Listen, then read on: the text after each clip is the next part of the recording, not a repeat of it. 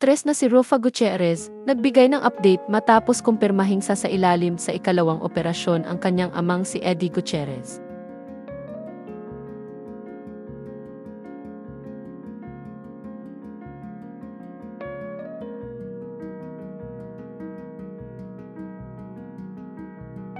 Kamakailan ay kinumpirma ng aktres na si Rufa Gutierrez na sasailalim sa ikalawang operasyon ang kanyang amang si Eddie Gutierrez. Isinapubliko kasi niya ang ganap ng pamilya nila ilang oras bago isagawa ang ikalawang operasyon ng ama niya. Sa caption ng kanyang post, sinabi ng aktres na nag-agahan daw muna sila bago lumipad papuntang Singapore. Nagpasalamat pa si Rufa sa mga taong patuloy na ipinagdarasal ang pagbuti ng kalagayan ng ama niya. Anya, a quiet Pinoy breakfast at home before we decide to Singapore for Dad's second procedure. Maraming salamat po sa lahat ng nagdadasal para kay Daddy. Your prayers have carried us more than you'll ever know. Dad's blood tests are normal and his health is steadily improving. A blessing we do not take lightly. We are deeply grateful for all the love, concern, and prayers.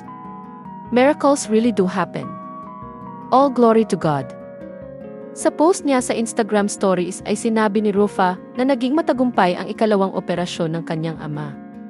Anya, Dad's second procedure was successful. Thank you, Lord.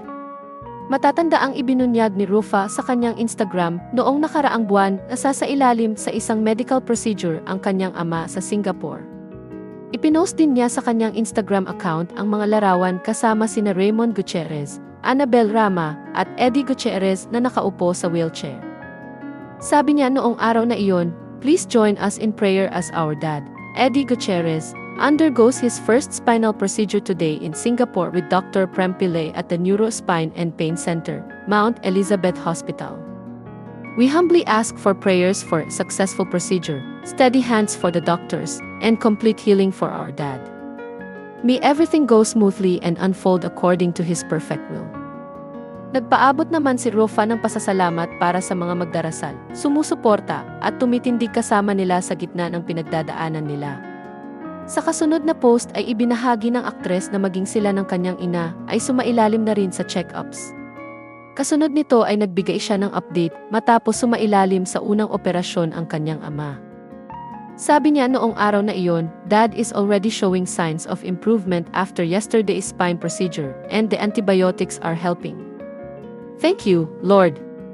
As we await for more test results from his urologist, Dr. Sampe, please continue to pray for Dad's complete healing so we can all be together in Manila for Christmas.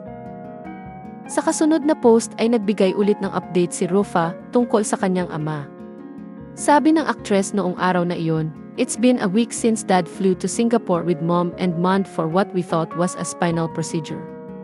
Instead, an MRI revealed a serious infection. Everything changed in an instant. Yet in the midst of fear and uncertainty, grace carried us through. In just 6 days, Dad's recovery has been nothing short of a miracle."